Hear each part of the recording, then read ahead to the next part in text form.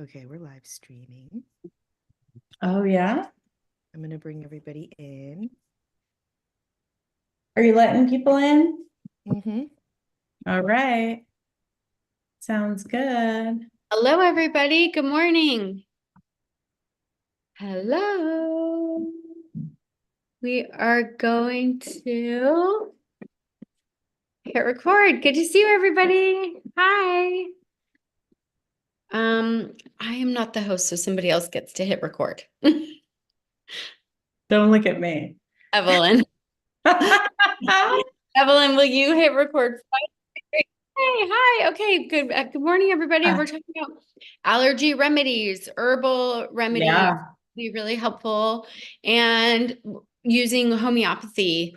We realize we've been working with some patients together that don't have a lot of history with homeopathy, and you might not either, but allergies is one of the things that homeopathy is really great at. Homeopathy, or you'll probably know them from using these little blue tubes, seeing these blue tubes at your health food store. And I Yeah. think they're kind of disappearing. I think they're harder and harder to find at Whole Foods.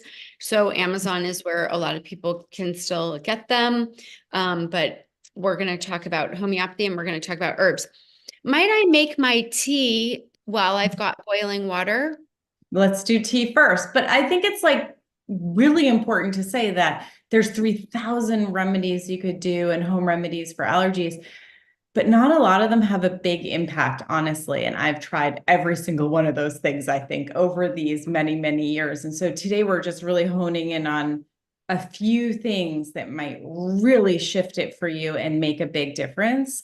Because like I said, the natural remedies, you can find all kinds of things that are mast cell stabilizers or anti-allergy or whatever it is. And they don't do anything, honestly. I'm just like, this made no difference. So these are the things that we see bring a shift, make a change, make you feel better, because we see that so much of our mood issues, fatigue, and this exhaustion, this just lack of productivity that we have when we have allergies is a big issue. So, Hill, what's in your tea? Okay, it's super easy to make, and I usually do this or some form of this in our spring detox program. We have a 10-day program upcoming. Sorry that that starts soon, and so we will be doing a version of this. This is a great spring tonic, spring tea, very good for allergy. One of the things that helps to stabilize the cells that release a lot of histamine, the mast cells, Kara just talked about them, is vitamin C. So we're trying to get drink high vitamin C herbs, eat a high vitamin C diet. So this plant is hibiscus. And these herbs make a kind of tea. You don't have to be you don't have to measure things perfectly. You can make it. I always find that, like, Hillary, do you measure anything perfectly? Let's hear. I don't measure things. Okay. But I like to have fun. And I find that, like, sometimes if I'm looking for a recipe, it's just the one thing that's going to make it so I don't make the tea. Yeah. Versus I just am like, you know what? I don't think I'm going to really mess this up. So I'm just going to go for it. I use recipes if I'm making brownies or cookies or I'm baking a cake And because you need chemistry, right? But making perfect. herbal tea is not one of those things. No. So this is nettles and hibiscus. And you can order, if you don't have a local herb store where you can get these, you can order them. If you live where I live, in Northern California, in Marin County, you can get these at the Good Earth. The Good Earth has the best herbs to buy in bulk. And you really can't mess it up. And I love this. This is a coffee press, but it turns into my herbal tea maker. And And if, you but if you're watching this, like the key with the herbs is you look online and you just look up organic hibiscus or organic nettles, and they'll be dried herbs. And remember, when you dry the herbs, you take the water out. This is very obvious, but I want to make this point. It makes them concentrated in a different way, right? So you maybe don't need as much. So if you have a tea bag, picture this, your tea bag, how much tea there would be in there, how much herb. It would be about a half teaspoon or so of herb in there. Whereas Hillary's making a much stronger tea. So you can get tea bags, but it won't be as strong. So I like it this way. It's much more cost effective. You order the loose herbs and you store them in glass, hopefully, like transfer them to a glass container. She's using a glass French press, which is officially for coffee people, but I'm going to tell you it's the best way to make your herbal medicine, right? And it's so easy. So you can see the colors coming out. So hibiscus is a flower. It is high in vitamin C. It's also high in chromium, which is great for your blood sugar regulation. Hibiscus is super awesome for high blood pressure and people with cholesterol issues. Hibiscus is a heart herb, actually, and it's really nice and wonderful. So when I say that, I want to say, right, Hillary, we always have to say, it's not going to lower your blood pressure. My blood pressure is like at highest 90/60. I drink hibiscus tea all the time because I like that tart taste. If I had to eat a candy, it would be a sweet tart because I like tarts, okay? I don't eat sweet tarts, but I like tart flavor a lot. I like rhubarb. I like hibiscus. I like red wine that gives you that. And that's kind of what hibiscus does. So Hillary combined it with nettles, which is known as an anti-allergy herb. It's one of our very favorite anti-allergy herbs. It's one of our favorite herbs for spring, which is why it's in our spring detox, right, Hillary? Because it's a green, right? It's like having a green drink. It's like having a green juice. It's so, so healthy for you. And just like having spinach tea essentially is what you're getting there, right? It's really good for you. Oh no, I think you're on mute. I've got somebody fixing my washing machine. There's a lot going on in my house today, so I'm on mute. We like it when you have laundry. Laundry is good for you. Oh my God. And anyway, but the nettles grow rampantly in the spring. They're a springtime medicine. We went to school in Seattle, and the campus where we went to naturopathic medical school had this these incredible trails, and we would go on herb walks, and there were just like nettles galore, and many people this is the stinging nettle plant. If you approach it without knowing how to, it will sting you, but it is incredibly nutritive. It helps allergy, it helps congestion. It's an old time medicine. It also kind of helps. It's what they call a blood cleanser. It helps liver. So all these issues we brought up yesterday where histamine creates this kind of fiery liver chi stagnation, nettles kind of soothing and calming all of those things. And this nettle, so the hibiscus is tart, the nettle is grassy, and you get to make it how it tastes delicious. This is excellent iced. It's excellent. So once you make something like this, what you want to do is after the herbs have been sitting in the water for about 5 minutes, you want to pour the water off into a container. If the herbs stay in the water for long term, they'll just get really bitter and yucky. You'll see like a lot of oils that come, like the herbs are meant to kind of give their medicine and then be done. And so this can be consumed throughout the day. It's really safe. We never recommend using herbs in pregnancy or early pregnancy without checking with your provider. So if you're pregnant, you're the people that we're not speaking to, but anybody really else, like when you drink herbal tea, I'm like, please glass don't break. You made that very strong. It's going to be super strong. Is very strong, and I did it on purpose. So then what you can do is if you make an herbal concentrate that's strong, you can then add extra water to it. If you don't, if you taste it and you're like, oh, that's too strong, you can add water to it. You can't mess it up, and you can drink. Is that glass Pyrex? How did you just pour boiling water into a glass? Okay, wait. This is my new water heater because remember my old one was really broken. I do. I'm very happy. For Christmas. Okay, love that. This is glass, I guess. And then I was nervous about pouring it into the glass, but it wasn't boiling. It had been sitting here for a few minutes. Okay.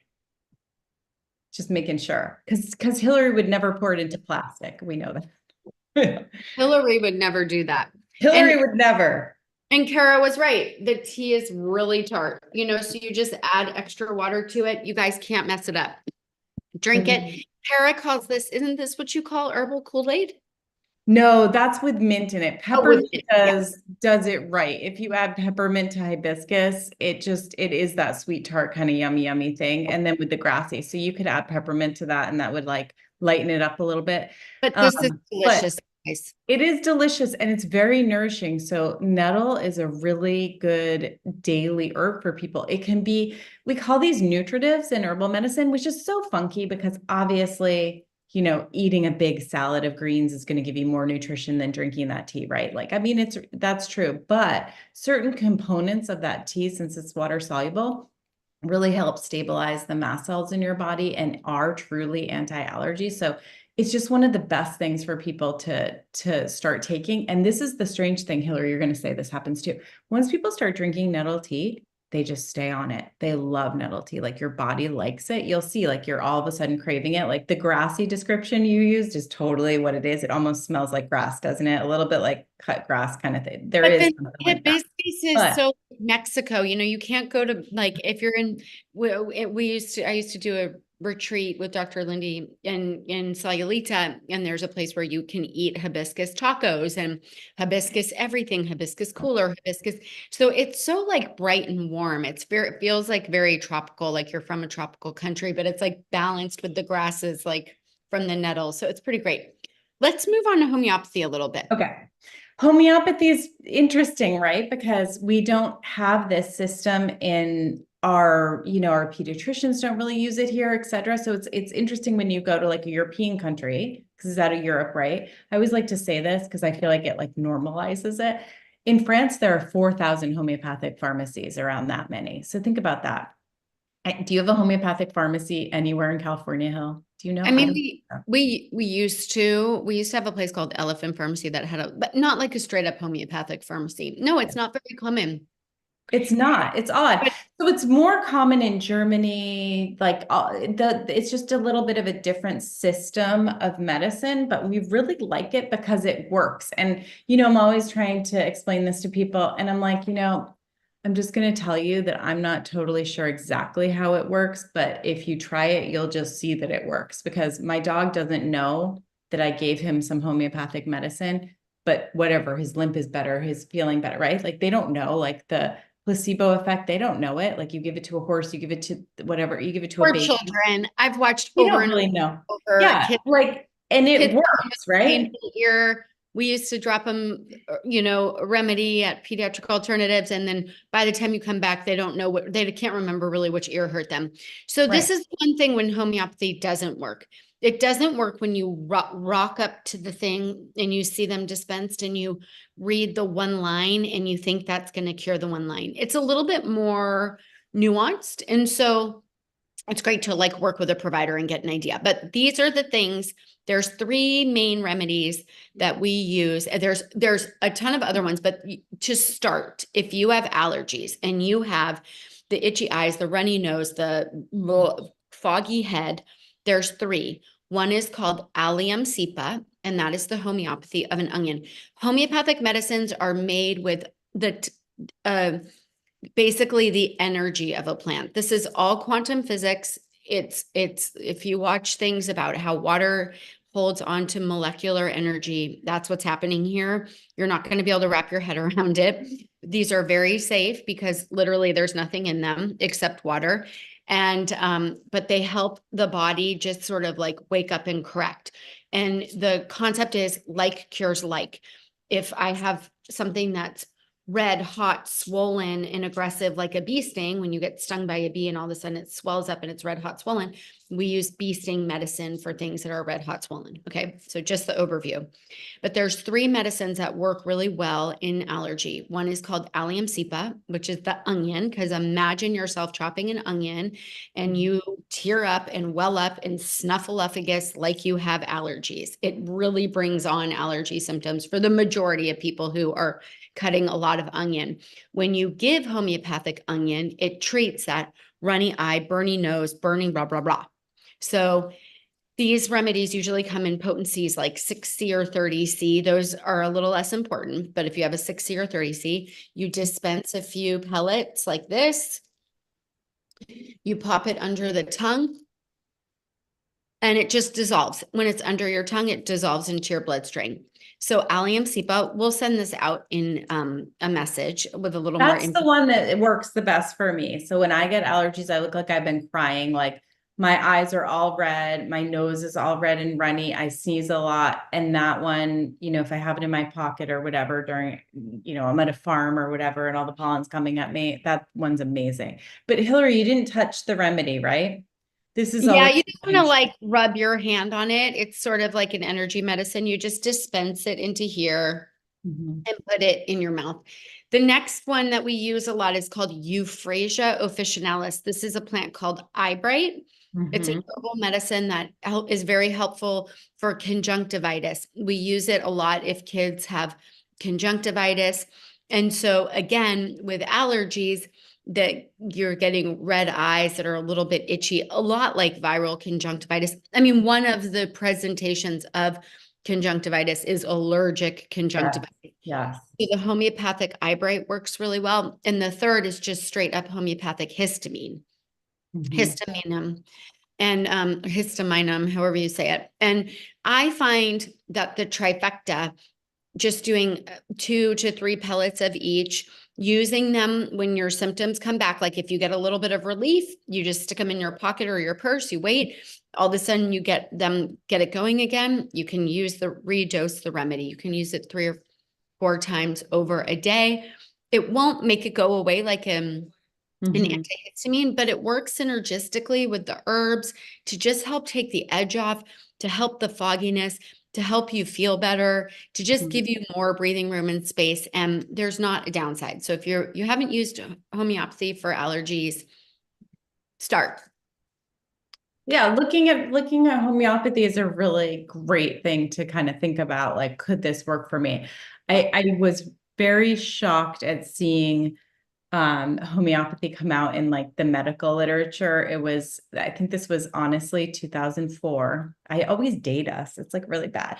I think it was 2004. It was the Journal of Rhinoplasty. It might have been 2005 for nose jobs. Okay. They were giving people arnica, which is a typical homeopathic we use for bruising. And they saw that the people who took the arnica after the surgery had less bruising, less hospital time because they were less swollen and they had less infection. So it's sort of interesting. So now, when we send patients in for surgeries, we have a homeopathic kind of protocol around it, but it's cool stuff. It's cool stuff to have at your house and have a tool that if you all of a sudden get allergic and you're not on your antihistamine and you don't have everything in place, you can grab one of those remedies. For me, it would be the Allium Cepa. That's the one that really shows up for me as working.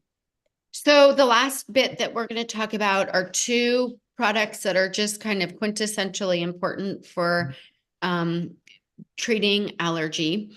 And we've covered kind of nettle, hibiscus, the homeopathic remedies, and then vitamin C is a big one. So vitamin C and a probiotic. These are 2 really important things that also treat allergy. Do they do it acutely? No, they do not. You're not going to like take vitamin C and all of a sudden like just instantly feel better like an antihistamine. They're not acute, but over time the vitamin C works together with the nettle, with the hibiscus, and they help stabilize the mast cells so that you just get less of an allergic response. So if you start these things in the beginning of your allergy season, and it kind of really works because as we had talked about yesterday, often you're running from a viral season into allergy season. So you may as well be taking a good amount of vitamin C to help stabilize your mast cells. But Yeah, I like vitamin C to have bioflavonoids in there. And you do too. You and I both.